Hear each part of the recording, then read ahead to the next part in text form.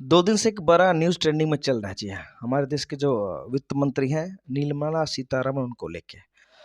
उन्होंने कहीं पे इंटरव्यू दिया है कि उनको टिकट ऑफर हुआ बीजेपी की तरफ से चुनाव लड़ने का। उन्होंने मना कर दिया यह कह के कि उनके पास उतने पैसे नहीं हैं कि वो चुनाव लड़ पाएँगे। जी हाँ, ऐसा सुन के बहुत सारे जो लोग हैं हमारे देश को उनको अजीब लगा होगा कि एक नेता जो देश का वित्त मंत्री है उसको इतना पैसा नहीं कि चुनाव लड़ पाए, बट यही सच्चाई है। उन्होंने इस चीज़ का मना कर दिया है क्योंकि वो राज्यसभा से सांसद हैं। बहुत सारे राज्यसभा से सांसद हैं जिसको टिकट मिला है लोकसभा लड़ने के लिए, तो उनको भी ऑफर हुआ, तो उन्होंने यह कह के मना कर दिया कि वो चुनाव इसलिए नहीं लड़ पाएँगे क्योंकि बस उतना पैसा नहीं है, क्योंकि चुनाव में टिकट उनको साउथ से मिलेगा। साउथ में उनका जो इशारा था कि साउथ में पैसे का बहुत ज़्यादा खेल होता है, बहुत ज़्यादा पैसे स्पेंड होते हैं, तो मेरे पास उतना पैसा नहीं है। तो आप लोग जानना चाहेंगे भाई निर्मला सीतारमण के पास कितना पैसा है?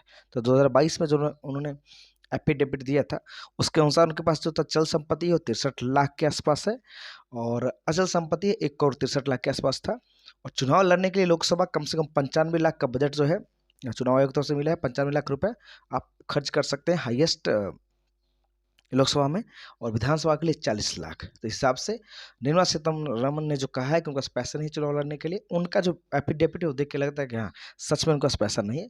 अब अंदरूनी तो किसी को पता नहीं क्या है क्योंकि नेता है तो कुछ भी हो सकता है।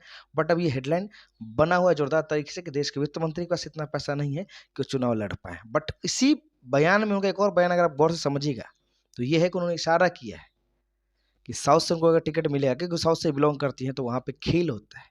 क्या होता है? पैसों का खेल होता है। एक-एक सीट पे 200, 300, 500 करोड़ तक खर्च होते हैं चुनाव लड़ने के लिए। तो उनका इशारा उसी तरफ था।